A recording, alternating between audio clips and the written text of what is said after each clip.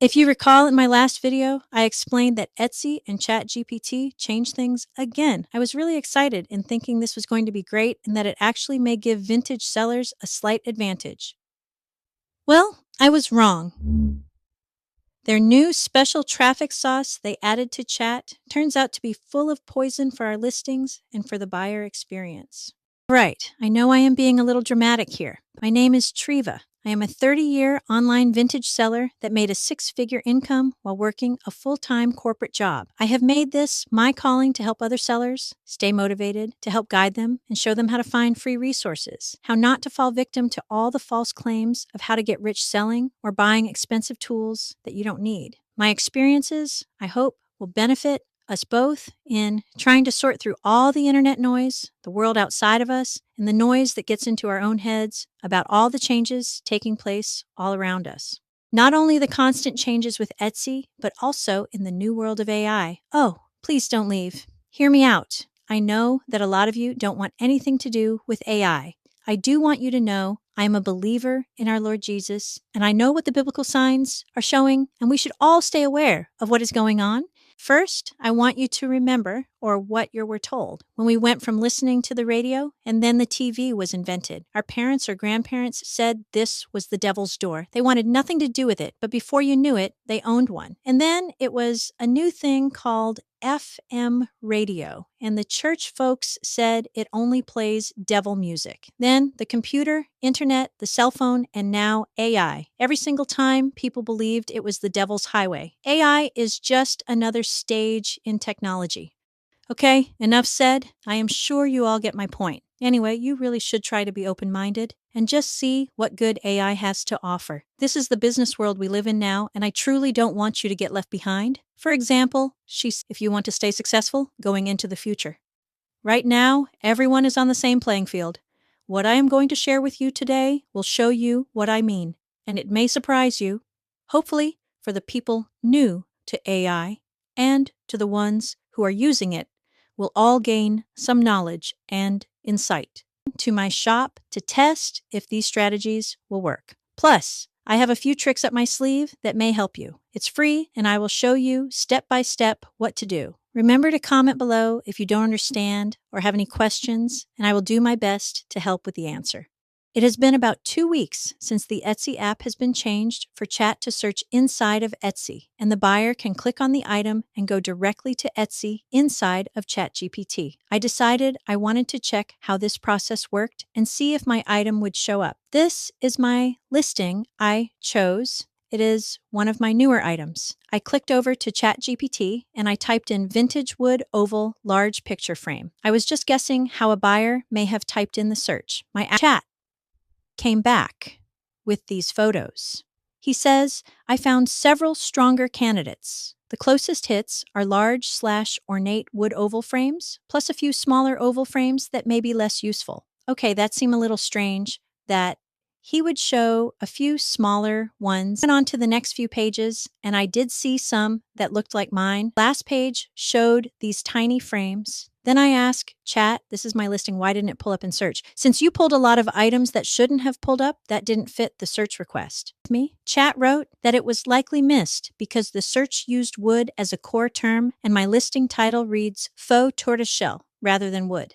I will pull the exact search match now. It did pull up mine, but it also pulled up a digital download of an oval frame and then a plastic gold oval frame. This is so crazy. I then asked Chat, why did you miss my frame on the first round since my listing title, description, and tags all had the core word wood in it? He said it should have showed up, but there are a few likely reasons it didn't. The search phrase was too plain. He searched exactly what I told him, but he says my listing has stronger unique phases, so Etsy search may have ranked listing with clearer matches to wood, picture frame, large, and oval ahead of yours. Then he says the first search showed the top 20 results, and mine may have been just under that. Then he proceeds to say, my listing is not weak, it is just a more focused buyer intent. He also says that Etsy search is personalized and unstable, meaning the results can shift based on exact wording type, buyer location, shop/listing activity/browsing history, filters, whether Etsy is testing result order, or which words Etsy considers most relevant at the moment. What?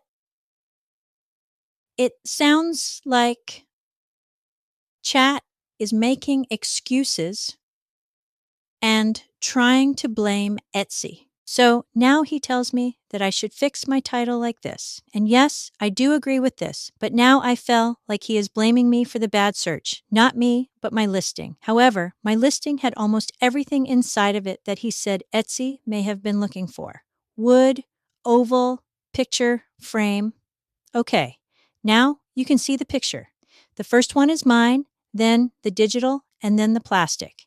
Then I told Chat to let's go back to the exact match check he did earlier, and why did you pull all these others that don't look anything like mine or my title search? I am using my chat in which I have trained my likes, my search history, etc., but you did show anything that pulled to the buyer match. So how does this new way of searching really work? So then he says he will recheck the exact phrase through the Etsy app, then separate what Etsy returned from what I should have filtered out before showing you. He says, you are right to challenge that. I'm going to return this as a strict exact title search, then explain what happened, what Etsy returned, and what I should have filtered out, and how the Etsy app search inside ChatGPT actually behaves. Okay, let's stop here for a minute.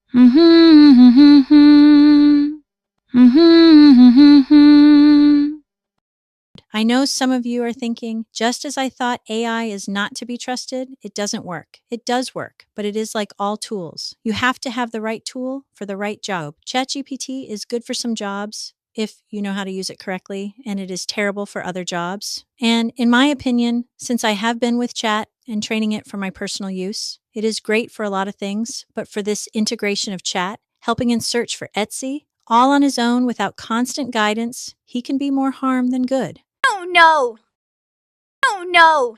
I had a time trying to get Chat to give me a summary of our question and answers throughout the analyzing process, and he would not give me any of the answers that he or Etsy returned, nor would he explain. The summary he consistently returned, even using all the prompts I could think of for him to tell the truth, he would only blame my listing for all the issues. What this test taught us about search wording, buyer intent, and why Etsy and ChatGPT still miss strong listing.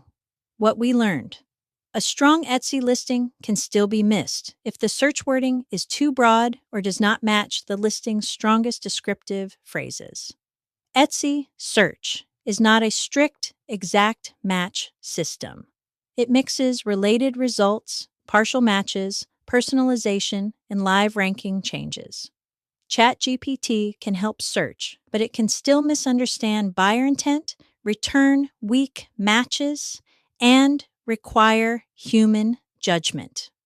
Both Etsy and ChatGPT still make mistakes, so these tools are useful guides, not perfect proof of listing quality.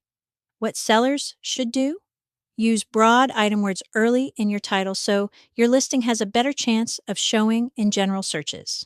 Keep your strongest descriptive and style terms visible so buyers can find you with more specific searches. Test your listing in layers: broad search, style search, and exact buyer intent search. And do not assume one missed search means your listing is weak. Check wording first, then make title improvements based on what real buyers would type. A few other tips that I learned during this search too, for those who use ChatGPT to help with their listings. When you are in the Etsy app side of Chat, it can help you to find things out about Etsy listings in ways it never could before. Be creative, give it different prompts and tests. Always question anything that doesn't look right, even if you have to keep questioning. This is the only way you can get the real answers. The other part of Chat, where it's just the normal search area, it cannot do any of these things. This video was a bit challenging, trying to get Chat to do what I needed him to do. It took a lot longer than expected, and I wasn't able to give you guys updates in some other areas as I had planned, but I will try to next week. However, this last thought on AI and Chat, it became pretty obvious that it has been programmed, not only Chat, but Claude and Google too, that when it comes to returning answers that place Chat and or Etsy in a negative light, they all went out of their way to avoid it, which I thought was very suspect. So I decided to use Manus. It was the only one that would give me what I needed as far as taking my chat results, the word-for-word questions and answers, and not alter them. If you have never heard of Manus, it is a very powerful AI. A lot of million-dollar companies use, even those who are in the technical world of AI. I did join the pay plan for $20 a month, which is not bad, but you used up credits pretty fast.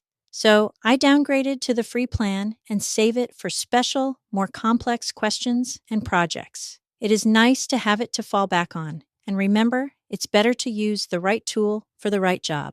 I will place a link in the description if you want to try it out.